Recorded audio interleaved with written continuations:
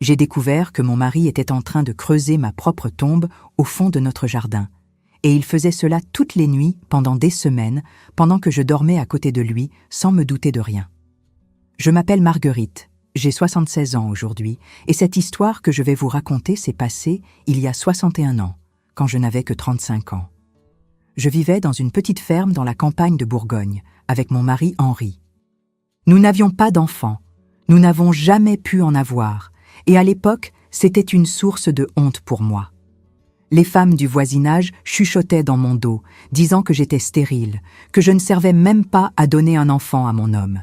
Mais aujourd'hui, en regardant en arrière, je remercie Dieu tous les jours de n'avoir eu aucun enfant avec cet homme, parce que si j'avais eu des enfants, je ne serais peut-être pas là aujourd'hui pour vous raconter cette histoire. Avant de continuer, je voudrais vous demander quelque chose, à vous qui me regardez maintenant. Si vous aimez cette histoire, laissez un like ici en bas de la vidéo. Cela aide beaucoup la chaîne à grandir et à atteindre plus de personnes. Abonnez-vous aussi pour ne pas manquer les prochaines vidéos, parce que j'ai beaucoup d'histoires de ma vie à raconter. Et dites-moi dans les commentaires d'où vous me regardez, quelle ville, quel pays. J'adore savoir qui est de l'autre côté de l'écran en train d'écouter cette grand-mère. Bon, revenons à mon histoire. C'était en juillet 1962. Je me souviens du mois exact parce que je venais de fêter mon anniversaire. J'avais eu 35 ans le 12 juillet. Et c'est juste après mon anniversaire que tout a commencé. À cette époque, la vie à la campagne était bien différente d'aujourd'hui. Nous n'avions pas la télévision, pas de téléphone, aucune de ces modernités que vous avez maintenant. Nous nous réveillions au lever du soleil et dormions à la tombée de la nuit parce que nous n'avions l'électricité que dans le salon et la chambre. Le reste de la maison était éclairé à la lampe à pétrole. Notre ferme était toute petite, environ 7 hectares seulement. Nous avions un petit potager, quelques arbres fruitiers, des poules fermières que j'élevais, et Henri travaillait à l'épicerie de Monsieur Auguste dans le village, qui était à environ 4 kilomètres de là. Il partait tous les jours tôt le matin à 6 heures et rentrait vers 6 heures du soir. Je restais seule toute la journée, m'occupant de la maison, des poules, du potager, lavant le linge au lavoir, cuisinant sur le fourneau à bois. C'était une vie simple, mais je ne me plaignais pas. Je pensais que c'était ainsi que cela devait être, que c'était le destin d'une femme mariée. Henri n'a jamais été un homme affectueux, vous savez. Il n'était pas de ces maris qui rentraient à la maison et embrassaient leur épouse, demandaient comment s'était passée la journée, ce genre de choses. Il était sec, silencieux, plutôt renfermé. Mais je m'étais habituée à sa manière d'être. Nous étions mariés depuis 12 ans, moi à 23 ans et lui à 28 ans. Et pendant tout ce temps, j'avais appris que les hommes étaient comme ça, qu'il ne fallait pas attendre trop d'affection, que l'important était d'avoir de quoi manger sur la table et un toit au-dessus de la tête. Mais en ce juillet 62, quelque chose a changé, et tout a commencé par une chose si petite, si insignifiante, que n'importe qui aurait pensé que j'inventais un problème où il n'y en avait pas. Tout a commencé avec de la terre mouillée. C'était un jeudi matin. Je m'en souviens parce que tous les jeudis, je tuais une poule pour le déjeuner du dimanche. Alors, je me levais toujours plus tôt ce jour-là pour choisir quelle poule allait être sacrifiée. Il devait être environ 5h30 du matin quand je me suis levée du lit. Henri dormait encore, ronflant doucement, comme il le faisait toujours. J'ai enfilé ma robe de chambre par-dessus ma chemise de nuit, mis mes pantoufles et suis allée à la cuisine préparer le café. La cuisine était au fond de la maison. Et pour y arriver, je devais passer par la porte de derrière, cette porte qui donnait sur le jardin, où nous laissions les chaussures de travail, les outils, ces choses-là. Et c'est là, quand je suis passée devant cette porte, que j'ai vu pour la première fois. Les chaussures de travail d'Henri étaient posées dans le coin, comme il les laissait toujours en rentrant du travail. C'étaient de vieilles chaussures, marron foncé, plutôt usées, avec la semelle qui demandait à être changée. Mais ce matin-là, il y avait quelque chose de différent dans ces chaussures. Leurs semelles étaient pleines de la terre fraîche, humide, collée, vraiment de la terre mouillée, vous savez. On pouvait voir les petits morceaux d'argile rouge collés dans les rainures du caoutchouc. Je me suis arrêtée là, regardant ces chaussures, et j'ai trouvé cela très étrange, parce que cela faisait plus de 3 semaines qu'il n'était pas tombé une goutte de pluie dans la région. La terre était sèche comme un os, craquelée, dure. Moi-même, je devais porter des seaux d'eau pour arroser le potager tous les 5 jours, sinon les légumes mouraient tellement la terre était sèche. Et voilà que les chaussures de mon mari étaient sales de terre mouillée, fraîches, comme s'il avait marché dans une flaque d'eau. Mais je n'ai rien dit. Vous savez comment c'est ? Une femme mariée à cette époque ne pouvait pas poser trop de questions à son mari, sinon il pensait qu'on se méfiait de lui, qu'on était chicanière. Alors j'ai simplement nettoyé ses chaussures avec un vieux chiffon, enlevé toute cette terre et suis allée faire le café. Quand Henri s'est réveillé et est venu à la cuisine, je lui ai servi son café au lait, le pain avec du beurre que je faisais moi-même. Et nous avons pris le café en silence, comme toujours. Il n'a jamais été du genre à parler le matin. Il finissait de manger, prenait la gamelle que je préparais pour son déjeuner, enfilait ses chaussures et partait au travail, sans presque rien dire, juste un au revoir sec avant de sortir. Cette journée s'est passée normalement. J'ai fait toutes mes obligations. Je me suis occupée des poules, j'ai arrosé le potager, j'ai lavé le linge au lavoir, l'ai étendu sur la corde à linge, j'ai balayé la maison, j'ai fait le déjeuner. Quand il a été 6 heures du soir, Henri est rentré du travail, comme toujours, fatigué, en sueur, avec ce visage fermé de quelqu'un qui a eu une journée difficile. Il a dîné, s'est lavé et est allé se coucher tôt parce qu'il devait se lever tôt le lendemain. Mais le lendemain matin, quand je me suis réveillée et suis passée devant la porte de derrière, j'ai revu. Ses chaussures étaient sales de terre mouillée. De nouveau, de la terre fraîche, humide, collée à la semelle, comme s'il avait marché sur de la terre molle pendant la nuit. Cette fois, je suis restée plus longtemps là, regardant ses chaussures. Je réfléchissais, essayant de comprendre comment la terre pouvait être mouillée s'il n'avait pas plu. D'où venait cette terre ? Était-il sorti pendant la nuit et je ne m'en étais pas rendu compte ? Mais pourquoi ? Où aurait-il pu aller au milieu de la nuit ? Je me suis baissée et j'ai pris une des chaussures dans ma main. J'ai passé mon doigt sur la semelle. La terre était vraiment fraîche, on pouvait sentir l'humidité. Et ce n'était pas seulement de la terre. Il y avait aussi de petits morceaux de feuilles sèches collés, comme s'il avait marché dans les buissons, dans un endroit avec de la végétation. C'est là que j'ai commencé à remarquer d'autres choses. Ses ongles. Quand il est rentré de l'épicerie cet après-midi-là, ses ongles étaient sales de terre sombre, noire, presque sous les ongles, et ses mains aussi étaient un peu rugueuses, comme s'il avait tenu quelque chose de lourd, du bois ou du fer, peut-être. Cette nuit-là, je n'ai pas pu dormir correctement. Je suis restée allongée là, les yeux fermés, mais la tête en éveil. Et c'est là que je l'ai remarqué. Vers 3 heures du matin, j'ai senti quand Henri s'est levé du lit. Il s'est levé très doucement, avec précaution, comme quelqu'un qui ne veut pas réveiller l'autre personne. Je l'ai entendu s'habiller dans le noir. Je l'ai entendu sortir de la chambre pieds nus en portant ses chaussures à la main. Mon cœur a commencé à battre plus vite. Je suis restée allongée, faisant semblant de dormir, mais prêtant attention à chaque petit bruit. Je l'ai entendu mettre ses chaussures là-bas dans la cuisine. J'ai entendu quand la porte de derrière a grincé doucement, puis le silence. Un silence qui m'a donné froid au ventre. Je suis restée là immobile, comptant les minutes dans ma tête. Combien de temps allait-il rester dehors ? Où était-il allé ? Que faisait-il au milieu de la nuit ? 1 heure est passée, puis encore une demi-heure. J'étais sur le point de me lever du lit pour aller voir ce qui se passait quand j'ai entendu. La porte de derrière grinçant à nouveau, ses pas dans la cuisine, le bruit de lui enlevant ses chaussures. Il est retourné dans la chambre, marchant lentement, toujours avec cette précaution de quelqu'un qui ne veut pas faire de bruit. Il s'est allongé dans le lit tout doucement et est resté silencieux. J'ai senti l'odeur alors. Une odeur de terre humide, de buisson, de sueur et une faible odeur de pétrole. Cette odeur de la lampe à pétrole que nous utilisions pour nous éclairer. Il avait pris la lampe, il était allé quelque part qui avait besoin de lumière. Le lendemain matin, je n'ai rien dit. Je me suis levée, suis allée à la cuisine, et là étaient les chaussures à nouveau, sales de terre mouillée, beaucoup plus sales que les jours précédents. Il y avait de la terre collée partout, pas seulement sur la semelle, mais sur les côtés de la chaussure, sur le dessus, comme s'il avait marché profondément dans de la terre molle, comme s'il avait été dans un endroit avec beaucoup de terre remuée. Et c'est ce jour-là que j'ai remarqué autre chose. La pelle, la pelle que nous utilisions pour planter les légumes dans le potager, cette pelle avec un manche en bois qui était toujours appuyée contre le mur là-bas au fond, avait disparu. Je l'ai cherchée toute la matinée et ne l'ai pas trouvée. Où était cette pelle? Quand Henri est rentré du travail cet après-midi-là, j'ai essayé de demander de manière décontractée sans paraître que je me méfiais de quoi que ce soit. « Henri, avez-vous vu la pelle qui était là au fond?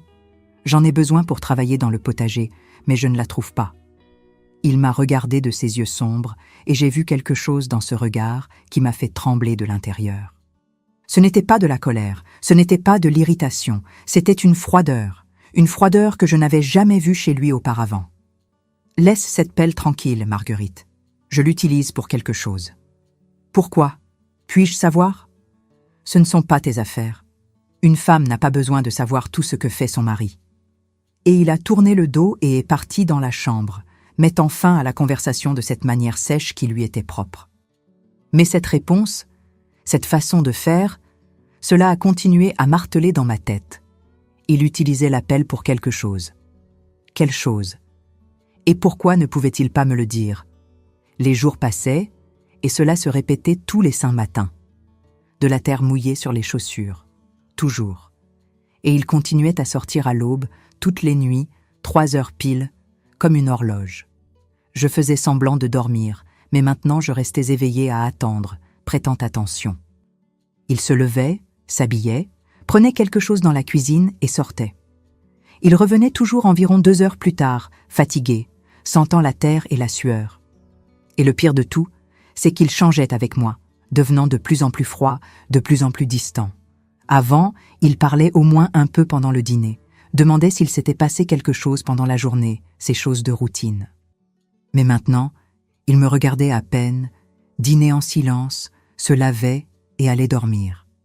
Et quand j'essayais d'engager la conversation, il répondait par monosyllabes, avec ce visage fermé qui montrait clairement qu'il ne voulait pas de conversation. C'était un samedi après-midi. Cela devait faire environ 2 semaines que tout cela avait commencé, que je suis allée au poulailler chercher des œufs et j'ai trouvé la pelle. Elle était cachée derrière le poulailler, appuyée contre le mur, couverte d'un vieux sac de toile de jute. Et quand j'ai regardé cette pelle, j'ai vu que le manche était différent. Le manche était neuf. Il avait changé le manche de la pelle. Pourquoi? Le vieux manche était bon, il n'était pas cassé. Pourquoi l'avait-il changé? J'ai pris la pelle dans ma main et l'ai examinée. Le nouveau manche était en bon bois solide, plus épais que l'ancien manche. Et la lame de la pelle était propre. Mais je voyais les marques d'utilisation, ces marques de « quand on creuse dans de la terre dure, vous savez ». La pelle était beaucoup utilisée pour creuser quelque chose. J'étais là debout, tenant cette pelle et essayant de comprendre ce qui se passait quand j'ai entendu sa voix derrière moi. « Je ne t'ai pas dit de laisser cette pelle tranquille ?» Je me suis retournée, effrayée. Henri était là dans l'entrée du poulailler, me regardant avec un visage qui m'a fait peur. Une peur que je n'avais jamais ressentie de lui auparavant. Je la cherchais juste pour travailler dans le potager, ai-je bégayé. Tu ne vas rien travailler avec cette pelle est à moi. Laisse-la où elle est et n'y touche plus. Il a pris la pelle de ma main d'un geste brusque et l'a recouverte du sac de toile de jute. Puis il m'a regardé avec ses yeux froids et a parlé très doucement, très lentement, d'une manière qui m'a donné des frissons partout. Et ne fouine pas dans mes affaires, Marguerite. Une femme qui fouine trop finit par découvrir ce qu'elle ne devrait pas. C'était une menace. J'ai senti que c'était une menace. Et à ce moment-là, à cet instant, debout là dans le poulailler avec mon mari me regardant de cette façon, j'ai eu peur, vraiment peur de lui. Après ce jour au poulailler, j'ai commencé à marcher sur des œufs dans ma propre maison. J'avais peur de faire quoi que ce soit qui énerve Henri. Peur de poser n'importe quelle question. Peur même de le regarder de la mauvaise façon. Et cela me consumait de l'intérieur, parce que je me suis mise à vivre avec un nœud dans la gorge, avec cette mauvaise sensation que quelque chose de très mauvais se passait, mais je ne savais pas quoi. Ces sorties nocturnes continuaient. Toutes les nuits, 3 heures du matin, il se levait et sortait. Et je continuais à faire semblant de dormir, mais en réalité, je restais allongée là, tendue, comptant les minutes jusqu'à son retour. C'était toujours 2 heures, parfois un peu plus, parfois un peu moins, mais en moyenne 2 heures qu'il restait dehors. Et quand il revenait, cette odeur de terre humide, de buissons, de sueur, venait avec lui. J'ai commencé à avoir de l'insomnie. Je passais toute la journée fatiguée, traînante, parce que la nuit, je ne pouvais pas vraiment dormir. Je restais dans cet état d'alerte, attendant qu'il se lève, attendant que la porte grince, attendant qu'il revienne. Et pendant la journée, je le regardais, essayant de comprendre qui était cet homme avec qui j'avais été mariée pendant 12 ans. Est-ce que je le connaissais vraiment? Parce que l'homme qui partageait le lit avec moi maintenant semblait être un étranger. C'était un dimanche après-midi que Jeanne est apparue chez moi. Jeanne était ma voisine et mon amie depuis l'enfance. Nous avions grandi ensemble dans cette région. Elle vivait avec son mari et ses 3 enfants dans une ferme qui était à environ 500 mètres de la nôtre. Nous nous rendions toujours visite, prenions le café chez l'une et chez l'autre, parlions des choses de la vie. Elle était la seule vraie amie que j'avais. Ce dimanche-là, Henri était allé au village jouer au billard au café de Monsieur Jules. Alors j'étais seule à la maison quand Jeanne est arrivée. Elle avait apporté un gâteau au maïs qu'elle avait fait et est venue prendre le café avec moi. Nous nous sommes assises sur la véranda et elle me regardait d'une manière étrange pendant que nous mangions le gâteau. « Marguerite, est-ce que tu vas bien ?» a-t-elle demandé soudain avec sa voix inquiète. « Oui, je vais bien. Pourquoi cette question ?» J'ai essayé de dissimuler, mais ma voix est sortie tremblante. « C'est que tu as une mine terrible, ma fille, des cernes profonds, maigres. On dirait que tu ne dors pas bien. Il se passe quelque chose ?» Je suis restée silencieuse, ne sachant pas quoi dire. J'avais envie de me confier, de tout lui raconter, mais en même temps j'avais peur. Peur de parler et de paraître folle. Peur qu'Henri découvre que je parlais de lui avec la voisine. Peur de tout. Mais Jeanne était maligne. Elle a remarqué mon hésitation et s'est rapprochée de moi, a pris ma main et a parlé doucement. « Marguerite, je dois te raconter quelque chose et tu ne dois pas te fâcher contre moi, d'accord ? Je te raconte cela parce que je me soucie de toi. » Mon cœur s'est emballé. Qu'allait-elle dire ? « Dis-moi, Jeanne. » Elle a respiré profondément avant de continuer. « Je ne dors pas bien la nuit. Tu sais comment c'est ? La ménopause me tourmente. Je me réveille plusieurs fois pendant la nuit avec ces bouffées de chaleur. Et quand je me réveille, je reste à la fenêtre de ma chambre pour prendre l'air frais, regardant dehors, essayant de me rafraîchir, et c'est depuis ma fenêtre que je vois votre jardin. » Elle s'est arrêtée, a regardé autour pour s'assurer que personne n'était à proximité et a continué. « Marguerite, cela fait environ 3 semaines, peut-être un mois, que je vois Henri sortir à l'aube tous les 5 jours.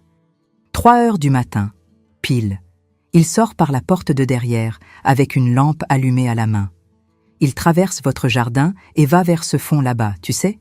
Cette partie qui a beaucoup de buissons qu'on n'utilise même pas. Il entre dans les buissons et reste là. Environ 2 heures plus tard, il revient. J'ai senti mon sang se glacer dans mes veines. Alors ce n'était pas mon imagination. Il sortait vraiment. Et Jeanne le voyait. Une autre personne le voyait. « Et tu es sûre que c'est lui ?» ai-je demandé, voulant encore croire que c'était peut-être une erreur. « Je suis sûre, Marguerite. De ma fenêtre, je vois bien la lumière de sa lampe. Et hier, j'ai vu quelque chose qui m'a encore plus inquiétée. Il portait quelque chose de lourd, cela ressemblait à un seau, et il portait aussi votre pelle. Marguerite, que fait ton mari dans les buissons à l'aube avec une pelle et un seau ?» Je n'ai pas su quoi répondre. Je suis restée là à tenir ma tasse de café avec les mains tremblantes, sentant les larmes brûler mes yeux, mais me retenant pour ne pas pleurer. « Je ne sais pas, Jeanne. Je le jure devant Dieu que je ne sais pas. Il ne me dit rien. Et quand je demande, il se fâche. Il dit que ce ne sont pas mes affaires. » Jeanne a serré ma main fort. « Marguerite, tu dois faire attention. Un homme qui cache des choses à sa femme, qui sort à l'aube sans explication, ce n'est pas normal. Penses-tu que ce pourrait être une autre femme ? Il pourrait rencontrer quelqu'un là-bas dans les buissons ? » J'y avais pensé. J'avais pensé à la possibilité d'une trahison, mais cela n'avait pas de sens. S'il allait rencontrer une femme, il sortirait de la maison propre, bien habillé, sentant bon. Il ne reviendrait pas sale de terre, fatigué, avec les mains blessées. Non, ce n'était pas une autre femme, c'était autre chose, quelque chose de pire. Je le sentais au fond de mon âme. Je ne sais pas, Jeanne, mais j'ai peur, très peur. Elle est restée avec moi encore un moment. Nous avons parlé d'autre chose pour dissimuler, mais quand elle est partie, cette conversation a continué à résonner dans ma tête. 3 semaines, peut-être un mois. Elle le voyait sortir depuis tout ce temps et il portait une pelle et un seau pour faire quoi? Creuser quoi? Cette nuit-là, quand Henri est rentré du café, il était différent. Il était plus bavard, presque animé, ce qui était étrange, parce qu'il n'était jamais comme ça. Il a dîné, s'est lavé, et quand il est venu au salon où j'étais en train de raccommoder un vêtement, il s'est assis sur la chaise en face de moi et m'a regardé. « Marguerite, j'ai besoin de savoir quelque chose. » Mon cœur a fait un bond. La façon dont il a parlé, sérieux, ses yeux fixés sur moi, m'a donné des frissons. Quelle chose? Cette assurance-vie que ton père t'a laissée quand il est mort, est-elle toujours valable? Mon père était mort 5 ans auparavant, en 1957. Il était cheminot retraité et avait une petite assurance-vie qu'il avait souscrite par le syndicat. Quand il est mort, l'assurance a versé de l'argent pour moi, qui était fille unique. Ce n'était pas une fortune, mais c'était une bonne somme. Avec des économies qu'il avait mises de côté, cela suffisait pour acheter une bonne maison en ville, si je voulais. Mais j'avais tout gardé, investi dans un livret d'épargne que mon père avait ouvert pour moi avant de mourir. Oui, elle l'est. Pourquoi veux-tu savoir? C'est bon de savoir ces choses, Marguerite. On ne sait jamais ce que demain nous réserve, n'est-ce pas? S'il t'arrivait quelque chose, j'ai besoin de savoir où sont les papiers, où est gardé cet argent. Il serait bon que tu me montres où tu gardes ces choses. La façon dont il a dit cela, ce ton de voix, cette froideur. S'il t'arrivait quelque chose, pas s'il nous arrivait quelque chose, c'était à toi, à moi. Les papiers sont gardés dans un endroit sûr. Si besoin, je te les montrerai.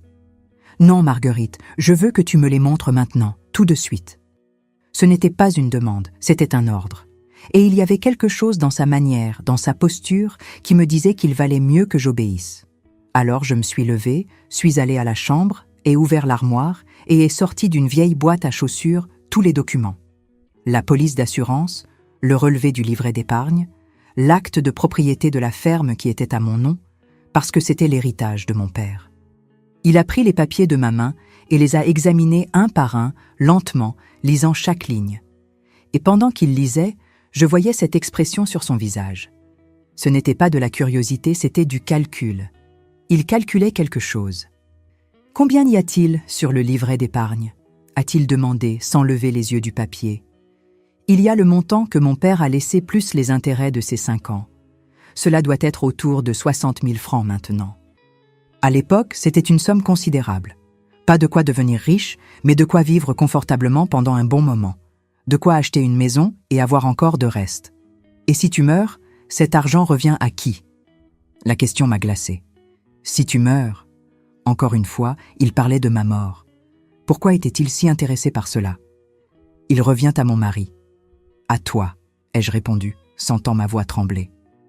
Il a hoché la tête lentement, comme s'il confirmait quelque chose qu'il savait déjà.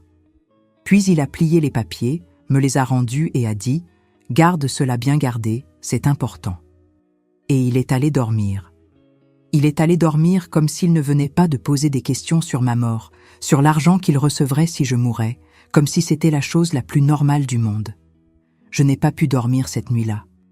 Je suis restée allongée dans le noir, le cœur battant fort, pensant à cette conversation, pensant à la terre mouillée sur les chaussures, pensant aux sorties nocturnes, pensant à l'appel, pensant à tout.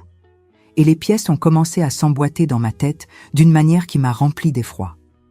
Les jours suivants, j'ai commencé à prêter attention à des choses qui passaient auparavant inaperçues. J'ai commencé à observer le jardin avec d'autres yeux, et c'est là que j'ai remarqué qu'il y avait une partie du jardin tout au fond dont Henri ne me laissait jamais approcher. C'était une zone qui avait beaucoup de buissons, des bananiers, des papayers, tout un peu laissé à l'abandon. Et chaque fois que je parlais de nettoyer cette zone, d'arracher les buissons pour planter quelque chose d'utile, il était catégorique. « Laisse cela tranquille, Marguerite. Ce coin a des vipères. C'est dangereux. Tu ne vas pas là-bas. » Avant, j'obéissais sans questionner. Mais maintenant, après tout, cela avait pris une signification différente. Pourquoi ne voulait-il pas que j'aille là-bas? Qu'y avait-il dans ce coin du jardin qu'il était si intéressé à me garder loin? Un jour, quand il était au travail, j'ai décidé d'y aller. Mon cœur battait fort, mes jambes tremblaient, mais j'avais besoin de voir, besoin de savoir. J'ai traversé le jardin, passé devant les poules et j'ai marché lentement jusqu'à cette zone de buissons. Quand je suis arrivé près, j'ai vu qu'au milieu des buissons, il y avait un chemin. Un chemin qui n'existait pas avant. Un chemin qui avait été ouvert récemment parce que la végétation sur les côtés était toute écrasée, piétinée. Quelqu'un était passé là de nombreuses fois, toujours au même endroit, et avait créé un chemin. J'ai commencé à suivre ce chemin, écartant les branches, les feuilles, marchant doucement pour ne pas faire de bruit. Je ne sais pas bien pourquoi, mais je sentais que je devais être silencieuse. Le chemin serpentait entre les bananiers, devenait de plus en plus fermé, de plus en plus sombre, jusqu'à arriver à un point où il y avait une petite clairière. Et dans cette clairière, sur le sol, j'ai vu des marques dans la terre. La terre était remuée, différente du reste. Elle était plus meuble, plus sombre, comme si quelqu'un avait creusé là. Mais il n'y avait pas de trou. Rien. Juste la terre remuée. Peut-être qu'il plantait quelque chose là? Mais quoi? Et pourquoi en cachette? Pourquoi ne pouvait-il pas me le dire? Je suis resté là debout, regardant cette terre remuée, essayant de comprendre quand j'ai entendu un bruit derrière moi. Je me suis retourné effrayé et j'ai vu Henri. Il était rentré du travail plus tôt et était là debout, me regardant avec une expression sur son visage qui m'a donné envie de courir. « Que fais-tu ici, Marguerite ?»« Je cherchais juste... » Je n'ai pas pu finir la phrase. Il s'est approché de moi lentement, avec des pas lourds, les yeux fixés sur les miens. « Je ne t'ai pas dit de ne pas venir ici? Je ne t'ai pas dit que c'était dangereux? Excuse-moi, Henri. J'étais juste curieuse. La curiosité a tué le chat, Marguerite. Tu le savais? » La façon dont il a dit cela, avec ce ton bas, presque murmurant, m'a fait trembler de partout. Ce n'était pas une plaisanterie, c'était une menace claire. Retourne à la maison maintenant et ne reviens jamais ici. Jamais. Tu as compris? Je suis partie de là en courant, trébuchant sur les branches, le cœur voulant sortir par la bouche. Et quand je suis arrivée à la maison, j'ai verrouillé la porte de la cuisine et je suis restée là appuyée, pleurant, tremblant, avec plus de peur que je n'en avais jamais ressenti de toute ma vie. Cette nuit-là, il n'a pas dîné avec moi. Il est resté dehors tard, assis sur la véranda, fumant cigarette après cigarette, chose qu'il ne faisait pas normalement. Je suis restée dans la cuisine, faisant semblant d'être occupée, mais en réalité, j'étais terrifiée. Quand il est finalement entré, s'est lavé et est allé dormir, je me suis allongée à côté de lui, mais je n'ai pas fermé l'œil.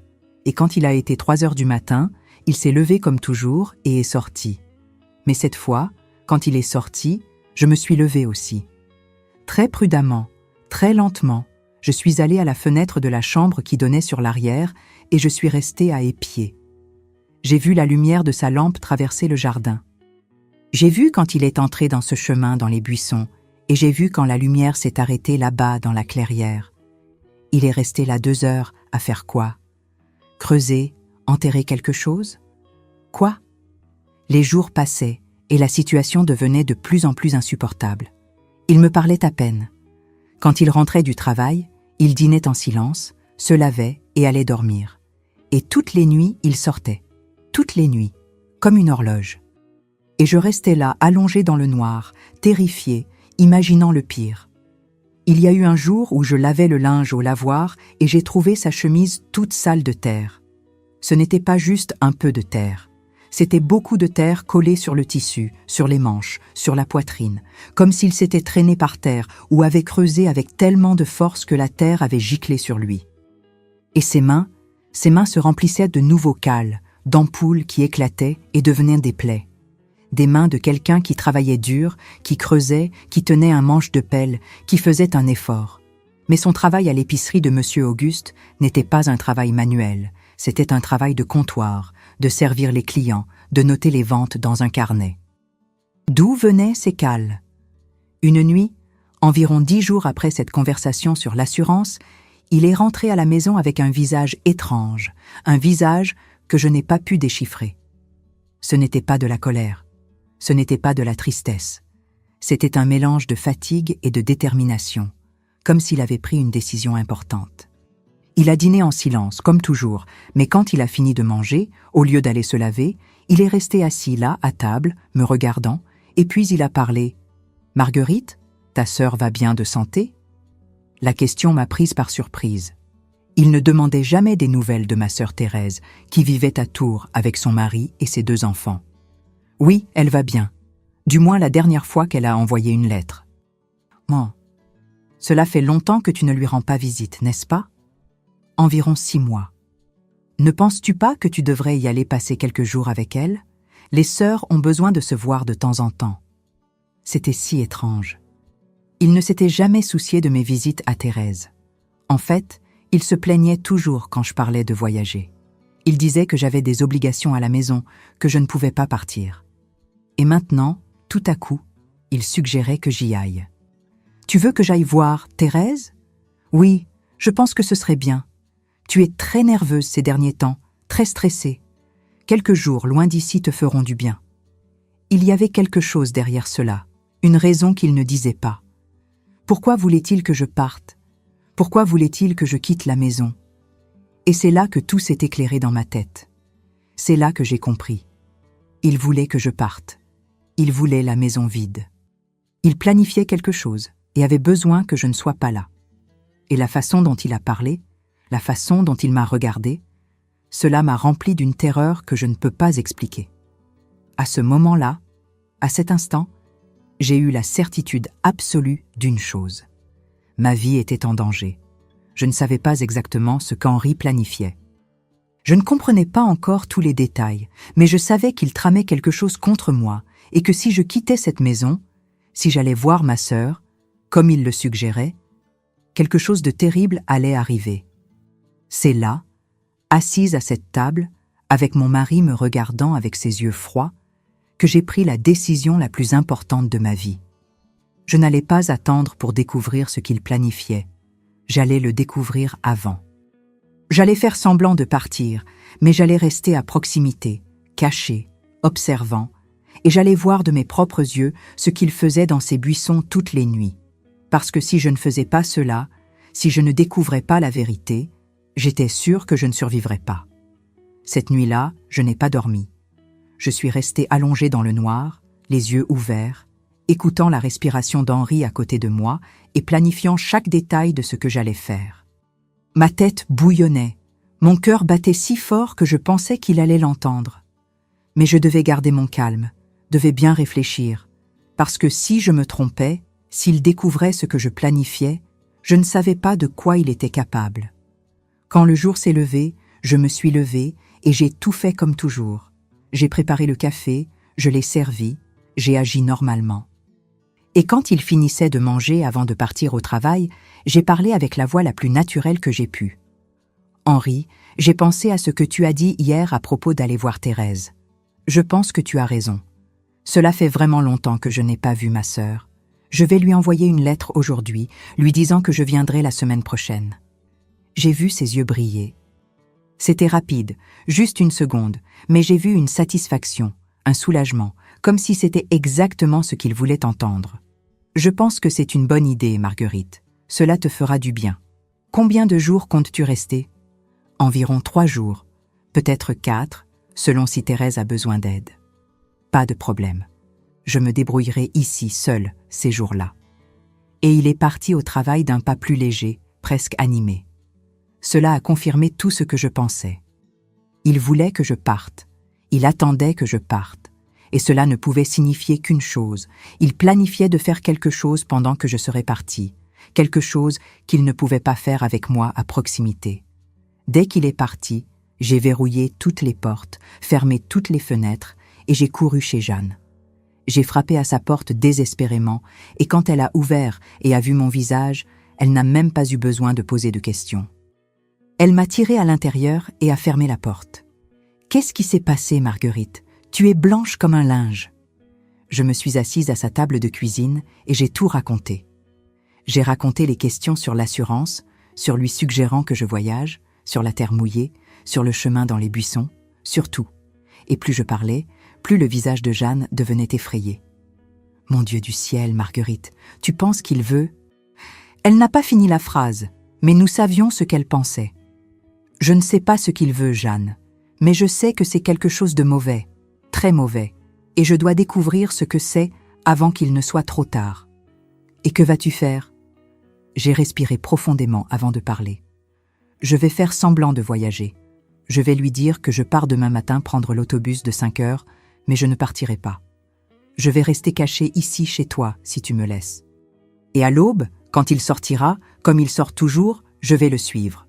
Je vais voir ce qu'il fait là-bas dans les buissons. » Jeanne me regardait effrayée, et j'ai vu quand elle allait dire que c'était dangereux, que c'était de la folie.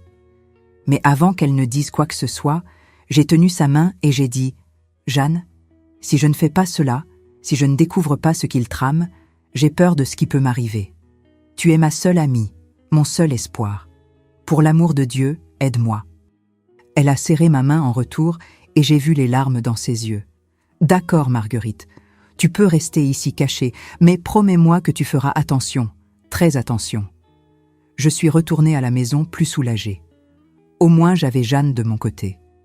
J'ai passé le reste de la journée à faire semblant d'être normale, faisant mes obligations, mais à l'intérieur, j'étais d'une nervosité terrible.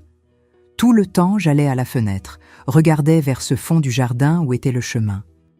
J'essayais de voir quelque chose, mais de jour on ne pouvait rien voir. Tout était très fermé, très caché par les buissons. Quand Henri est rentré du travail cet après-midi-là, j'étais prête. J'avais mentalement répété ce que j'allais dire, comment j'allais agir. Il est entré et avant même qu'il ne demande, j'ai déjà parlé. « Henri, j'ai envoyé un message avec Monsieur Antoine, qui passe par Tours toutes les semaines. J'ai prévenu Thérèse que je viens demain. Je vais prendre l'autobus de 5 heures du matin, alors je vais devoir partir d'ici à 4h30 pour arriver à la gare routière à temps. »« Déjà demain ?» a-t-il demandé, et j'ai revu cette lueur dans ses yeux, cette satisfaction mal dissimulée. « Oui, le plus tôt sera le mieux, n'est-ce pas ? Ainsi je profiterai bien des jours là-bas. »« C'est vrai. Veux-tu que je t'emmène à la gare routière ? » ?»« Non, ce n'est pas nécessaire. Tu dois travailler demain matin. J'irai à pied. Ce n'est pas loin. »« Tu es sûr ? » ?»« Oui, j'en suis sûr. » Il était satisfait de cela. Il a bien dîné cette nuit-là. Il parlait même plus que d'habitude, posant des questions sur Thérèse, sur le voyage.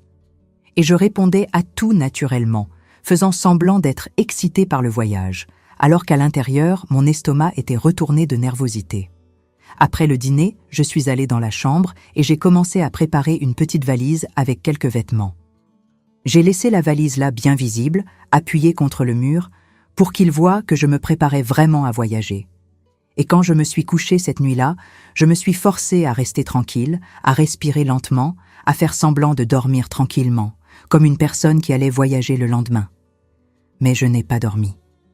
Comment aurais-je pu dormir ? Je suis restée là dans le noir, tendue, attendant. Et quand il a été 3 heures du matin, comme toujours, j'ai senti qu'il se levait, mais cette fois, c'était différent. Il ne s'est pas levé avec cette prudence habituelle. Il s'est levé plus rapidement, plus décidé. Il a allumé la lampe à pétrole dans la chambre même, s'est habillé sans se soucier de faire du silence. Et quand il partait, il s'est arrêté à la porte, m'a regardé, allongé là, et m'a regardé pendant un temps qui m'a semblé une éternité. J'avais les yeux fermés, faisant semblant de dormir, mais je sentais le poids de ce regard sur moi. Et il y a eu un moment où j'ai pensé qu'il avait découvert, qu'il savait que j'étais éveillée, que je faisais semblant. Mais après quelques secondes qui ont semblé des heures, il est sorti. J'ai attendu qu'il sorte de la maison. J'ai attendu quelques minutes de plus pour être sûre qu'il était vraiment parti. Et puis je me suis levée, j'ai pris la valise qui était préparée, j'ai mis une robe sombre, j'ai attaché un foulard sur ma tête et je suis sortie par la porte d'entrée très doucement, très lentement. L'aube était sombre, sans lune. Il n'y avait que les étoiles dans le ciel et ce silence lourd qu'il y a à l'aube dans la campagne. J'ai traversé le jardin en courant, courbé, avec peur qu'il me voie, avec peur qu'il soit quelque part en train d'observer. Je suis arrivée chez Jeanne et j'ai frappé doucement à la porte. Elle était déjà réveillée à m'attendre et m'a tiré à l'intérieur rapidement. « Il est sorti ?» a-t-elle murmuré. « Oui, il est sorti. Maintenant, nous attendons jusqu'à vers 5 heures du matin, qui est l'heure où je devais prendre l'autobus. Là, je sortirai par l'avant de ta maison avec la valise, marchant en direction du village. Au cas où il regarderait de loin, il verra que je suis vraiment partie. » Nous sommes restés là dans sa cuisine, dans le noir, avec juste une petite bougie allumée, parlant doucement, attendant que le temps passe. Le mari de Jeanne et ses enfants dormaient, alors nous devions rester silencieuses. Et pendant ces 2 heures d'attente, j'ai ressenti une peur que je n'avais jamais ressentie auparavant.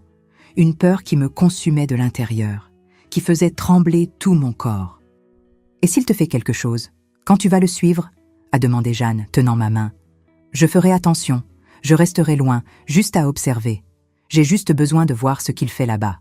J'ai besoin de comprendre. » Quand l'horloge du salon a marqué 5 heures moins 10, j'ai pris ma valise, j'ai ouvert la porte d'entrée de la maison de Jeanne et j'ai commencé à marcher sur la route qui menait au village. J'ai marché environ 100 mètres, toujours en regardant en arrière, toujours attentive. Si Henri observait de quelque part, il me verrait partir, verrait que je partais, comme j'avais dit. Après ces 100 mètres, j'ai caché la valise derrière un grand buisson qui était au bord de la route et je suis retournée en courant chez Jeanne. Je suis entrée par la porte de derrière cette fois et je suis restée là cachée dans sa petite chambre, cette petite chambre qui donnait sur la fenêtre qui avait vue sur notre jardin. « Maintenant, nous attendons », ai-je dit à Jeanne. « Il va revenir des buissons dans un moment, va entrer dans la maison et va voir que je ne suis plus là, que je suis déjà partie prendre l'autobus. Et là, il pensera que je suis déjà partie. » Et c'est exactement ce qui s'est passé. Vers 5h30 du matin, j'ai vu la lumière de sa lampe venant du fond du jardin. Je l'ai vu entrant par la porte de derrière de la maison et après environ 10 minutes, je l'ai vu sortir à nouveau, déjà habillé, en vêtements propres, allant au travail comme toujours. Mais sa façon de marcher était différente. Elle était plus légère, plus détendue, comme si un poids avait été enlevé de ses épaules. Il y avait cru. Il avait cru que j'étais partie. « Et maintenant ?» a demandé Jeanne. « Maintenant, nous attendons jusqu'à ce soir, jusqu'à demain matin. J'ai besoin de voir ce qu'il fait quand il pense être seul, quand il pense qu'il n'y a personne pour voir. Ce jour-là a été le jour le plus long de ma vie. Je suis restée cachée dans la petite chambre de Jeanne toute la journée, sans pouvoir sortir, sans pouvoir rien faire. Je regardais juste par la fenêtre, observant ma maison, observant le jardin, attendant qu'Henri rentre du travail. Jeanne m'apportait de la nourriture, de l'eau, restait à parler avec moi doucement pour que je ne devienne pas folle de nervosité. Quand il a été 6 heures du soir et que j'ai vu Henri rentrer du travail, mon cœur s'est emballé. Je l'ai vu entrer dans la maison, allumer les lumières. Je l'ai vu aller et venir dans les pièces. Il semblait chercher quelque chose ou vérifier s'il n'y avait vraiment personne là. Après un moment, je l'ai vu sortir par la porte de derrière, et cette fois, il portait des choses avec lui. Il portait la pelle, un grand seau et quelque chose d'autre que je n'ai pas pu identifier de loin. Il est allé directement vers ce chemin dans les buissons et est resté là. Il est resté là jusqu'à ce qu'il fasse complètement nuit, jusqu'à ce qu'on ne puisse plus rien voir. « Marguerite, es-tu sûre de vouloir faire cela ?» m'a demandé Jeanne quand elle m'a vu me préparer, mettant des vêtements sombres, attachant mes cheveux en arrière. « J'en suis sûre. Si je ne découvre pas ce qu'il fait, je n'aurai jamais la paix. Je ne pourrai jamais retourner à la maison. Je ne pourrai jamais dormir tranquille. J'ai besoin de savoir. » Le mari de Jeanne était rentré du travail et elle lui avait tout raconté. Monsieur Octave était un homme bon, travailleur, et quand il a su ma situation, il s'est proposé pour venir avec moi. Non, monsieur Octave. S'il voit un homme le suivre, il se méfiera, il réagira. Mais s'il me voit, si je me fais prendre, je peux dire que je suis revenu du voyage plus tôt, que je suis venu voir quelque chose. C'est moins dangereux ainsi. Ce n'était pas vrai. Je savais que ce n'était pas vrai, mais je ne pouvais pas risquer de mettre une autre personne en danger. Cela était entre moi et Henri. Quand il a été 10 heures du soir, j'ai vu les lumières de ma maison s'éteindre. Il était allé dormir, ou du moins c'est ce qu'il semblait, et là, a commencé l'attente la plus angoissante de ma vie. Je suis restée là à la fenêtre, regardant cette maison sombre, attendant que 3 heures du matin arrivent. Jeanne est restée éveillée avec moi. Nous ne parlions pas, nous restions juste là, assises dans le noir à attendre. Et je priais. Je priais doucement, demandant à Dieu de me protéger, demandant à la Vierge Marie de me donner de la force, demandant qu'il ne m'arrive rien de mal. Quand l'horloge a sonné 3 heures, j'ai vu la porte de derrière de ma maison s'ouvrir, la lumière de la lampe apparaître et la silhouette d'Henri sortant avec la pelle à la main et le seau. Il a traversé le jardin et est entré dans ce chemin dans les buissons. « Maintenant, ai-je dit à Jeanne, maintenant j'y vais. Pour l'amour de Dieu, Marguerite, fais attention, a-t-elle murmuré, et j'ai vu qu'elle pleurait. Je suis sortie par la porte de derrière de la maison de Jeanne et j'ai commencé à traverser son jardin en direction de mon jardin. Mon cœur battait si fort que je pensais que j'allais m'évanouir. Mes jambes tremblaient tellement que je pouvais à peine marcher. Mais j'ai continué à marcher lentement, très lentement, marchant avec précaution pour ne pas faire de bruit. Je suis arrivée à la limite entre les jardins et j'ai sauté la petite clôture en fil de fer qui séparait les propriétés. Je suis tombée de l'autre côté et je suis restée accroupie là pendant quelques instants, attendant, écoutant. Rien. Juste le son des grillons, des cigales, du vent dans les feuilles. J'ai commencé à traverser mon propre jardin, me sentant comme une intruse, me sentant comme si j'envahissais un endroit qui n'était pas le mien. Je suis passée devant les poules qui dormaient sur le perchoir, passée devant le potager, passée par la zone que je connaissais jusqu'à arriver à cette partie du fond, cette partie interdite. J'ai vu l'entrée du chemin dans les buissons et j'ai vu là, au fond, une lumière faible, la lumière de sa lampe.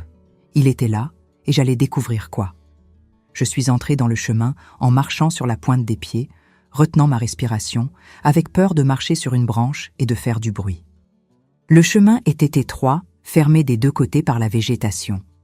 Il y avait des bananiers, des buissons, des lianes, et plus j'avançais, plus il faisait sombre, parce que les plantes se fermaient au-dessus, créant une sorte de tunnel vert.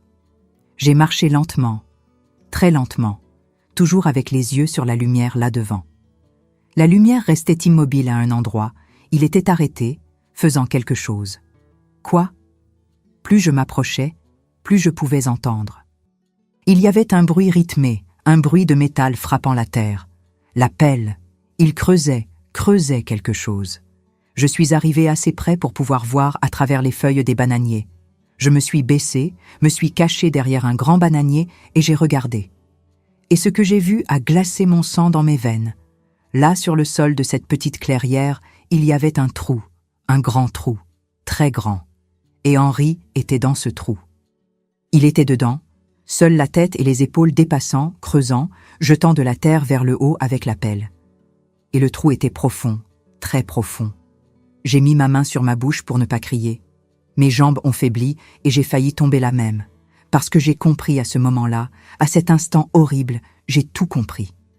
Ce trou avait la taille d'une personne, la longueur d'une personne allongée, et la largeur d'une personne, et la profondeur. La profondeur était celle d'une tombe de cimetière.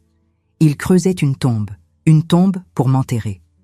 Je suis restée là paralysée, le voyant creuser, le voyant s'arrêter de temps en temps, prendre le seau d'eau et le jeter sur la terre au fond pour l'amollir, pour faciliter le creusement. C'est pour ça que la terre était toujours mouillée sur ses chaussures. C'est pour ça qu'il faisait cela toutes les nuits. Il creusait ma tombe, il préparait l'endroit où il allait m'enterrer. Il m'avait envoyé voyager parce qu'il pensait que quand je reviendrais, il aurait déjà tout prêt. Il pourrait déjà exécuter son plan, me tuer, m'enterrer là. Et personne ne saurait jamais où j'étais. Je disparaîtrais simplement et il resterait avec mon argent, avec mon assurance, avec tout. Et c'est à ce moment-là, le voyant là dans ce trou, que j'ai entendu. Je l'ai entendu parler tout seul, parler doucement, mais je pouvais entendre parce que le silence de l'aube laissait les sons voyager. Encore un jour, juste encore un jour, et c'est prêt. Quand elle reviendra, je règle ça une fois pour toutes. Marguerite disparaît, personne ne trouve jamais et je garde tout. J'irai dans une autre ville, je recommencerai ma vie. Personne ne se doutera de rien. Les larmes ont coulé brûlantes sur mon visage. J'étais mariée depuis 12 ans avec cet homme. 12 ans. Je m'étais occupée de lui, j'avais lavé ses vêtements, j'avais fait à manger pour lui, j'avais partagé le lit avec lui, et là, il était en train de creuser ma tombe, planifiant mon assassinat, parlant de me faire disparaître, comme si j'étais moins que rien. Je ne sais pas comment j'ai réussi à revenir. Je ne sais pas comment mes jambes m'ont porté en arrière par le chemin, par le jardin, jusqu'à la maison de Jeanne. Quand je suis entrée par la porte de derrière, Jeanne m'a vue et a crié doucement, parce que je devais avoir un visage horrible. « Mon Dieu, Marguerite, qu'est-ce qui s'est passé? Qu'as-tu vu ?» Je suis tombée par terre là même, sanglotant, tremblant de partout. Et quand j'ai pu parler, quand j'ai pu raconter ce que j'avais vu, Jeanne est devenue blanche, blanche comme un linge. « Nous devons faire quelque chose maintenant. Nous devons appeler quelqu'un. Nous devons... » « Le père Édouard, ai-je dit entre les sanglots. Nous devons aller voir le père Édouard. Il est la seule personne que les gens respectent, qui les croira. Nous devons y aller maintenant, Jeanne, avant que le jour se lève, avant qu'il ne soit trop tard. » Et c'est ce que nous avons fait. Au milieu de cette aube, Jeanne et moi sommes sortis par la route sombre, courant, trébuchant, désespérés jusqu'à la maison du père Édouard, qui était à côté de l'église dans le village. Et quand nous avons frappé à sa porte, quand il a ouvert et a vu 2 femmes désespérées à sa porte à l'aube, il a su que c'était grave, très grave. Quand le père Édouard a ouvert la porte et nous a vus là, 2 femmes au milieu de l'aube, avec des visages désespérés, les vêtements tout sales de terre, les yeux gonflés d'avoir tant pleuré, il n'a même pas eu besoin de demander si c'était grave. Il le savait. Il voyait sur nos visages que c'était une question de vie ou de mort. « Entrez, entrez vite », a-t-il dit, regardant des 2 côtés pour voir s'il y avait quelqu'un dans la rue qui nous voyait. « Qu'est-ce qui se passe ?» Nous sommes entrés dans la maison paroissiale et il a fermé la porte avec précaution. Il m'a emmené jusqu'à une chaise parce que je pouvais à peine tenir debout. Mes jambes étaient devenues de la gélatine, tout mon corps tremblait et je sentais que j'allais vomir à tout moment tellement j'étais nerveuse. Jeanne est restée à côté de moi, tenant ma main, et c'est elle qui a commencé à raconter. « Père Édouard, la vie de Marguerite est en danger. Son mari planifie de la tuer. » J'ai vu le visage du prêtre devenir sérieux, ce sérieux de quelqu'un qui sait que ce n'est pas une exagération, que ce n'est pas une dispute de couple ordinaire. « Comment ça, ma fille? Raconte-moi bien. » Depuis le début. Et j'ai raconté. J'ai tout raconté. Sur la terre mouillée sur les chaussures, sur les sorties nocturnes, sur la pelle cachée, sur les questions sur l'assurance vie, sur lui voulant que je voyage, sur le chemin dans les buissons, sur la zone interdite, et j'ai raconté ce que j'avais vu cette nuit, sur la tombe, sur lui creusant, parlant tout seul de me faire disparaître. Plus je parlais, plus le prêtre devenait pâle. C'était un homme déjà âgé, il devait avoir environ 60 ans à l'époque, et il avait vu beaucoup de choses mauvaises dans sa vie, beaucoup de misère humaine. Mais je voyais sur son visage que cela l'avait choqué même lui. « Mon Dieu du ciel !» a-t-il murmuré quand j'ai fini de raconter. « Mon Dieu du ciel, quelle méchanceté dans une maison, dans un mariage. Père, vous devez m'aider, ai-je supplié tenant sa main. Je n'ai nulle part où aller, je n'ai personne. Si je retourne dans cette maison, il va me tuer. Je sais qu'il va le faire. Il attend que je revienne du voyage pour faire ça. Vous devez faire quelque chose, pour l'amour de Dieu. » Le prêtre est resté silencieux pendant quelques instants, réfléchissant. J'ai vu quand il a pris la décision.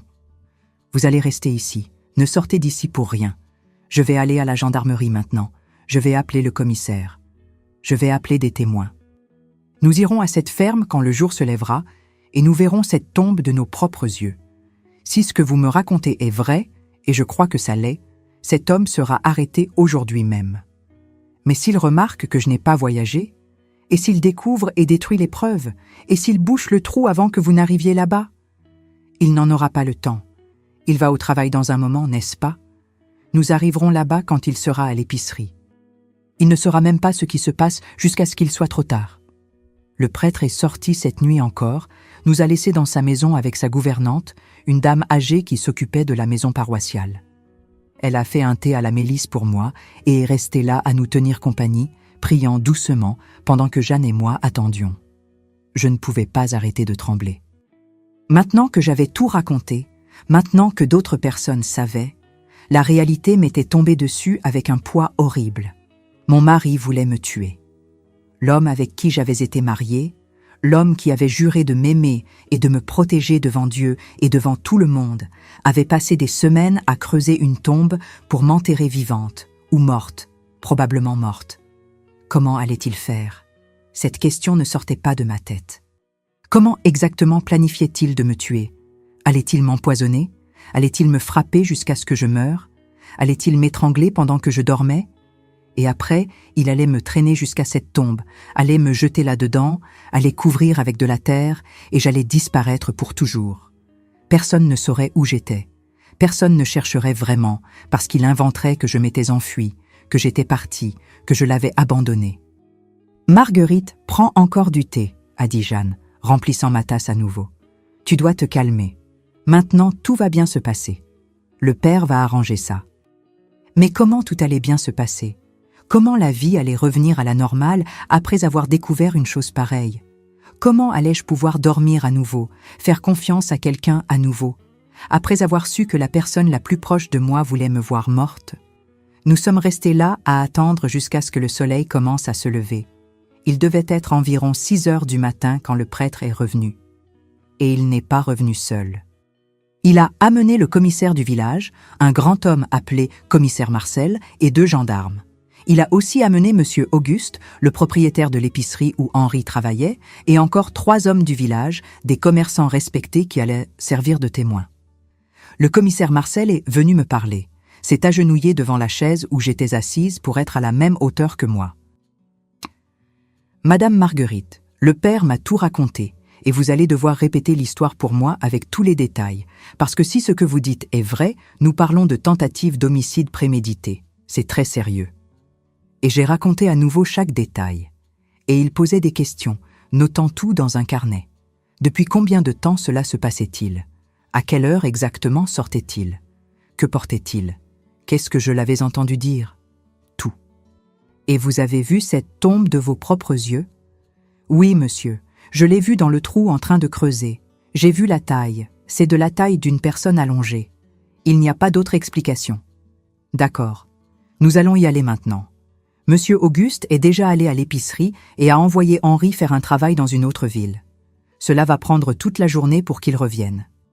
Donc, nous avons le temps d'arriver là-bas, de tout voir et d'être en train de l'attendre quand il reviendra. Nous sommes tous sortis ensemble. Moi, Jeanne, le prêtre, le commissaire, les 2 gendarmes et les hommes qui allaient au servir de témoins. Toute une délégation marchant sur le chemin de terre au milieu de la matinée. Les gens qui passaient regardaient curieux, mais personne ne demandait rien. À la campagne, tout le monde sait quand quelque chose de grave se passe. Quand nous sommes arrivés à la ferme, mon cœur battait à nouveau la chamade. Voir cette maison, ce jardin, tout ce qui avait été mon foyer pendant 12 ans, maintenant semblait un décor de cauchemar. Le commissaire a demandé à Jeanne et à moi de montrer où était le chemin. « C'est là au fond, commissaire », a pointé Jeanne. Dans cette partie pleine de buissons, il y a un chemin qu'il a ouvert au milieu des bananiers. Et nous y sommes allés tous ensemble. J'allais devant avec Jeanne, et derrière vinrent les hommes. Quand nous sommes arrivés à l'entrée de ce chemin, j'ai senti une oppression dans la poitrine. Je ne voulais pas entrer là à nouveau, ne voulais pas voir cela à nouveau, mais il le fallait. Il fallait qu'il voie. Il fallait des preuves. Nous sommes entrés par le chemin, l'un derrière l'autre. Le commissaire commentait, observant tout. « Il y a vraiment un chemin ici. Quelqu'un est passé par là de nombreuses fois. Regardez, les plantes sont toutes écrasées, piétinées. Et regardez ici par terre, des traces de chaussures, beaucoup de traces. Plus nous avancions, plus l'air devenait tendu, jusqu'à ce que nous arrivions à la clairière. Et là était la tombe, la maudite tombe qu'Henri avait passé des semaines à creuser. Les hommes se sont arrêtés en silence, regardant cela. C'était un trou rectangulaire, d'environ 2 mètres de longueur, 1 mètre de largeur et de profondeur, il devait y avoir plus de 1,5 mètre. Les côtés étaient droits, bien faits, comme si quelqu'un avait mesuré soigneusement, avait planifié chaque centimètre. Et la terre autour était toute meuble. Il y avait des monticules de terre jetés sur les côtés, et il y avait le seau là, ce seau qu'il utilisait pour apporter de l'eau et mouiller la terre. Le commissaire est allé jusqu'au bord de la tombe et a regardé à l'intérieur. Puis il m'a regardé. « Madame Marguerite, vous avez raison. Ceci est une tombe et elle a été creusée récemment. La terre est encore fraîche à certains endroits. Quelqu'un a passé beaucoup de temps à travailler là-dessus. Un des hommes qui était venu comme témoin, Monsieur Dominique, qui avait un magasin au village, était blanc comme un linge. Mon Dieu du ciel, ceci a été fait pour enterrer une personne. Il n'y a pas d'autre explication. Regardez la taille, regardez la profondeur. Ceci est une tombe de cimetière. Le père Édouard s'est signé et a commencé à prier doucement.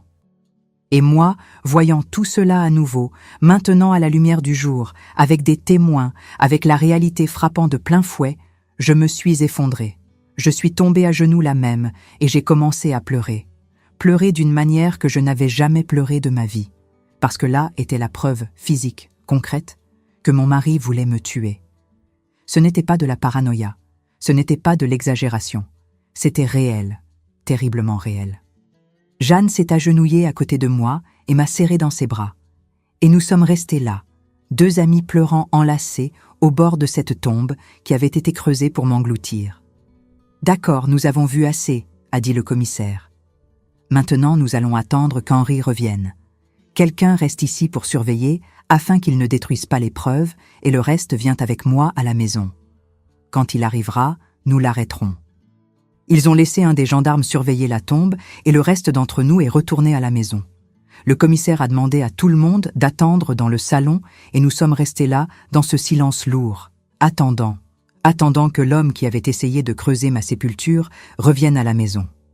Ce furent les heures les plus longues de ma vie. La gouvernante du prêtre avait apporté de l'eau, avait fait du café, mais je ne pouvais rien manger ni boire. Je pouvais seulement rester là, assise, tremblant, attendant. Il était presque 6 heures du soir quand nous avons entendu le bruit de quelqu'un arrivant, des pas dans le jardin, la porte de derrière s'ouvrant et sa voix. « Marguerite, es-tu déjà rentrée ?» Il était rentré plus tôt que prévu. Il devait être anxieux, voulant vérifier si j'étais déjà arrivée du voyage. Le commissaire a fait signe à tout le monde de rester silencieux et est allé à la cuisine. J'ai entendu quand il a parlé. « Bonsoir Henri, vous vous souvenez de moi ? Je suis le commissaire Marcel. » Silence. Et puis la voix d'Henri, hésitante, confuse. « Commissaire, que faites-vous dans ma maison ? J'ai besoin que vous veniez avec moi au salon. Il y a quelques personnes ici qui veulent parler avec vous. » J'ai entendu leurs pas venant par le couloir, et quand Henri est entré dans le salon et m'a vue là assise, vivante, son visage a changé. Il est devenu blanc, ses yeux se sont écarquillés, et j'ai vu à ce moment exact quand il a compris, quand il a réalisé que je n'avais pas voyagé, que j'avais tout découvert, que tout était perdu pour lui. « Marguerite, tu n'as pas voyagé ?» Je n'ai pas pu répondre. Je pouvais seulement le regarder cet homme que je pensais connaître et ne reconnaître rien. Rien de ce visage ne m'était vraiment familier. Le commissaire s'est positionné entre moi et lui. « Henri, nous avons trouvé quelque chose d'intéressant au fond de votre jardin. Voulez-vous m'expliquer ce que c'est ?» J'ai vu la couleur disparaître complètement de son visage. J'ai vu quand il a essayé de penser à une excuse, un mensonge. Je ne sais pas de quoi vous parlez. » Vous ne savez pas ? Alors venez avec moi, allons là-bas, et vous m'expliquerez ce grand trou qui est creusé au milieu des buissons, ce trou de la taille d'une personne. Henri a commencé à transpirer. Des gouttes de sueur descendant sur son front, sur ses tempes, ses mains tremblant. Je peux expliquer. C'était pour... Pourquoi, Henri ? Pour enterrer votre femme. Et à ce moment-là, à cet instant, quelque chose s'est brisé en lui. Peut-être était-ce de voir qu'il y avait trop de témoins, qu'il y avait le commissaire, le prêtre, les hommes respectés du village, tous là à le regarder avec dégoût. Ou peut-être était-ce de voir qu'il n'y avait pas moyen de mentir, d'inventer une excuse pour cela. Il n'y avait pas d'explication innocente pour une telle tombe. Il s'est effondré, littéralement effondré, tombant à genoux sur le sol là dans le salon, et a commencé à pleurer. Et quand il a commencé à parler, quand il a commencé à avouer, c'était pire que ce que j'avais imaginé. Bien pire. « J'avais besoin de l'argent », a-t-il dit entre les sanglots. J'en avais vraiment besoin. J'ai une autre famille. J'ai une autre femme et 3 enfants à Orléans. Elle ne sait rien de vous. Vous ne savez rien d'elle. J'entretiens 2 maisons, 2 vies, et ça ne marche plus. Je n'ai pas l'argent pour tout soutenir. Et quand j'ai su que Marguerite avait cet héritage, cette assurance, cet argent mis de côté, j'ai pensé que c'était la solution. Si elle disparaissait, si elle mourait et que personne ne trouvait le corps, après un certain temps, je pourrais la déclarer disparue, garder l'argent, vendre la ferme et recommencer ailleurs, avec l'autre famille, la famille que je veux vraiment. Entendre cela a été comme recevoir un coup de couteau dans la poitrine. Il avait une autre famille, 3 enfants, une autre femme. Tout ce que je n'avais pas pu lui donner, cette autre femme l'avait donné. Et pour cela, je devais mourir. Je devais disparaître pour qu'il puisse vivre la vie qu'il voulait vraiment. « Et comment alliez-vous faire » a demandé le commissaire d'une voix dure. « Comment exactement alliez-vous tuer votre femme » Henri est resté silencieux, mais le commissaire a insisté. « Parlez. Vous avez déjà tout avoué. Maintenant, dites le reste. » J'allais mettre du poison dans sa nourriture. Du poison à rat. Quand elle reviendrait du voyage, j'allais faire un dîner spécial. J'allais dire que je m'étais ennuyé d'elle. J'allais mettre le poison dans la nourriture. Elle allait manger, allait se sentir mal pendant la nuit et allait mourir. Là, j'allais attendre l'aube. J'allais porter le corps jusqu'à la tombe. J'allais enterrer, j'allais bien couvrir avec de la terre et j'allais planter des choses par-dessus pour dissimuler. Le matin, j'allais me réveiller, faisant semblant qu'elle avait disparu, j'allais la chercher et avertir qu'elle avait disparu. Personne ne trouverait jamais le corps. Et après un certain temps, je partirais en disant que je ne supportais plus de rester dans un endroit qui me rappelait elle. Le silence qui est tombé dans le salon après cette confession a été sépulcral. Tous les hommes là regardaient Henri avec un mélange de dégoût et d'horreur. Et j'étais assise là, écoutant l'homme qui avait partagé mon lit pendant 12 ans, décrivant en détail comment il allait m'assassiner et m'enterrer comme un chien mort au fond du jardin. « Et le poison ? Vous avez déjà acheté le poison ?» a demandé le commissaire. Henri a hoché la tête en pleurant. Il est caché dans le poulailler dans une vieille boîte de peinture. Le commissaire a envoyé un des gendarmes le chercher et quand il est revenu avec la boîte, l'a ouverte et là-dedans était un paquet de poison à rats, de l'arsenic, assez pour tuer plusieurs personnes. Vous alliez utiliser tout ça dans sa nourriture ? Oui, je voulais être sûr que ça marcherait, que ce serait rapide. Rapide. Il voulait que ma mort soit rapide. Quelle bonté de sa part, n'est-ce pas ? Quelle considération. Le commissaire Marcel s'est tourné vers les gendarmes. Arrêtez cet homme. Tentative d'homicide prémédité. Et quand nous enquêterons correctement, je parie que nous trouverons plus de choses. Bigamie, faux témoignage, Dieu sait quoi d'autre. Les gendarmes ont mis des menottes à Henri et il n'a même pas résisté. Il a juste continué à pleurer, la tête basse, vaincu. Et quand il l'emmenait dehors, il s'est arrêté devant moi. « Marguerite, pardonne-moi. S'il te plaît, pardonne-moi. » Je l'ai regardé. J'ai regardé cet homme que j'avais aimé ou pensé aimer. Cet homme que j'avais servi, soigné, respecté. Et je n'ai rien ressenti, ni colère, ni haine, ni tristesse. Je n'ai rien ressenti, juste un vide énorme. Je n'ai rien à te pardonner, Henri, parce que tu es déjà mort pour moi. Tu es mort le jour où tu as pris cette pelle et as commencé à creuser ma tombe. Et ils l'ont emmené. Ils l'ont emmené arrêté, menotté, détruit. Et je suis restée là dans cette maison qui avait été ma prison, vivante, mais complètement brisée à l'intérieur. Le père Édouard est venu vers moi et a mis sa main sur mon épaule. « Tu as été très courageuse, ma fille, très courageuse. Tu as sauvé ta propre vie. » Mais je ne me sentais pas courageuse, je me sentais vide, perdue, parce que même en ayant survécu, même en ayant découvert à temps, une partie de moi était morte ce jour-là. la partie qui croyait encore en l'amour, la partie qui faisait encore confiance aux gens, la partie qui pensait encore que le monde était un endroit sûr. Cette partie de moi avait été enterrée dans cette tombe, avec les 12 ans de mariage que je pensais avoir signifié quelque chose. Après qu'ils ont emmené Henri en prison, je suis restée dans cette maison encore quelques jours. Pas parce que je le voulais, mais parce que je n'avais nulle part où aller à ce moment-là. Jeanne a proposé sa maison. Le prêtre a proposé que je reste à la maison paroissiale. Mais j'ai refusé. J'avais besoin de rester là, dans cette maison, et d'affronter chaque pièce, chaque souvenir, chaque morceau de cet endroit qui avait été le théâtre de ma presque mort. Les premières nuits, je n'ai pas pu dormir dans ce lit. Je ne pouvais pas m'allonger à l'endroit où j'avais partagé le matelas avec un homme qui planifiait de me tuer. Alors j'ai dormi dans le salon, sur un vieux matelas que j'ai mis par terre, avec toutes les portes verrouillées, avec un couteau de cuisine sous l'oreiller.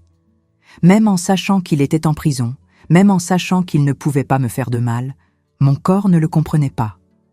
Mon corps était encore en état d'alerte, attendant le danger. La nouvelle de ce qui s'était passé s'est répandue dans tout le village en quelques jours. À la campagne, les nouvelles volent. Et une nouvelle, comme celle-là, alors, n'en parlons pas. Tout le monde commentait. À l'épicerie, à l'église, sur la place, partout, les gens parlaient d'Henri, qui avait creusé une tombe pour tuer sa propre femme. Certaines personnes venaient même à la ferme, curieuses, voulant voir la tombe de leurs propres yeux. J'ai dû demander au commissaire d'envoyer quelqu'un fermer cette zone parce que c'était devenu une sorte d'attraction morbide. Le procès criminel a commencé rapidement. Le commissaire Marcel a été très efficace, a rassemblé toutes les preuves, tous les témoignages. Il y avait la tombe, il y avait le poison, il y avait sa confession, il y avait les témoins qui avaient tout vu. Et quand ils ont enquêté correctement sur sa vie, ils ont découvert des choses que je ne savais même pas. L'autre famille à Orléans était réelle. Il s'était marié avec cette femme il y a 8 ans civilement, en utilisant de faux documents. Il avait 3 enfants avec elle, le plus vieux ayant 7 ans. C'est-à-dire qu'il avait commencé cette seconde vie alors qu'il n'était marié avec moi que depuis 4 ans. La femme de là-bas, quand elle a découvert qu'il avait une autre épouse, qu'il avait menti sur tout, a été dévastée.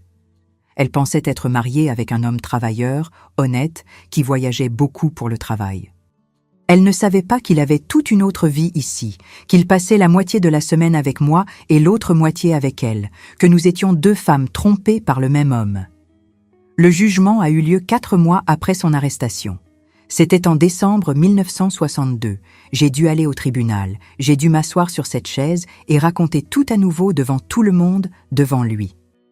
Et quand je l'ai regardé là, assis au banc des accusés, menotté, avec ses vêtements de prisonnier, il paraissait plus petit. Il ressemblait à un homme brisé, détruit. Et même après tout ce qu'il avait fait, même après avoir planifié mon assassinat, je n'ai pas ressenti de satisfaction de le voir ainsi. J'ai seulement ressenti une tristesse profonde, une tristesse pour tout ce qui aurait pu être et n'a pas été. Le juge l'a condamné à 20 ans de prison. 20 ans pour tentative d'homicide qualifié, pour bigamie, pour fraude.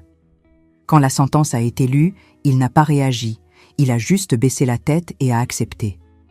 Et moi, assise là dans le public avec Jeanne à côté de moi, j'ai respiré profondément pour la première fois en des mois, parce que même en sachant qu'il allait rester en prison, une partie de moi avait peur qu'il réussisse à atténuer, qu'il sorte, qu'il revienne. Mais il n'est pas revenu. Il a été transféré dans une prison à Lyon et je ne l'ai plus jamais revu personnellement. J'ai su des années plus tard, par l'avocat qui s'est occupé du divorce, qu'il était mort en prison. C'était en 1971, 9 ans après avoir été arrêté. Ils ont dit que c'était le cœur, un infarctus. Il avait 55 ans. Et quand j'ai reçu la nouvelle, je n'ai pas pleuré. Je n'ai pas ressenti de soulagement non plus. J'ai seulement senti que ce chapitre, ce livre entier de ma vie, s'était enfin fermé. Mais pour revenir à ces premiers mois après son arrestation, je devais prendre des décisions sur ma vie. Je ne pouvais pas rester dans cette ferme. Je ne pouvais pas continuer à vivre dans un endroit où j'avais failli être assassinée, où il y avait une tombe creusée pour moi au fond du jardin. Alors j'ai décidé de vendre. J'ai mis la ferme en vente en janvier 1963 et en mars, un acheteur était déjà apparu, un jeune couple qui commençait sa vie, qui ne connaissait pas toute l'histoire, qui voulait juste un endroit pour vivre et cultiver. Je ne leur ai pas parlé de la tombe. J'ai juste demandé au nouveau propriétaire de combler ce trou et de planter quelque chose par-dessus. Et c'est ce qu'il a fait. Avec l'argent de la vente de la ferme, plus l'héritage de mon père que j'avais gardé, je suis allé vivre à Lyon. J'ai acheté un petit appartement près du centre-ville et j'ai commencé une nouvelle vie. Une vie loin de cette campagne, loin de ses souvenirs, loin de cet homme qui avait voulu me voir morte. Les années ont passé. J'ai travaillé comme couturière, j'ai fait des amitiés nouvelles, j'ai reconstruit ma vie petit à petit. Je ne me suis jamais remariée. Après ce qui s'était passé, je n'ai plus jamais pu faire confiance à quelqu'un de cette manière. Je n'ai plus jamais pu partager mon lit, ma maison, ma vie avec quelqu'un d'autre. Mais j'ai survécu. J'ai vécu. Et aujourd'hui, à 76 ans, je suis ici pour raconter cette histoire, pour dire à vous tous qui me regardez, faites toujours attention. Faites attention aux signes. Faites attention quand quelque chose ne va pas. Faites attention quand votre instinct vous dit que quelque chose de mauvais est en train de se passer. Parce que si je n'avais pas fait attention, si je n'avais pas remarqué cette terre mouillée sur les chaussures, si je n'avais pas eu le courage de découvrir la vérité, je ne serais pas ici aujourd'hui. Je serais enterré dans cette tombe au fond de ce jardin, et personne ne saurait jamais ce qui m'était arrivé. Alors rappelez-vous de cette histoire. Rappelez-vous de cette grand-mère qui a découvert que son mari creusait sa propre tombe. Et si un jour vous sentez que quelque chose ne va pas, si vous sentez que vous êtes en danger, ayez le courage d'agir. Ayez le courage de chercher de l'aide.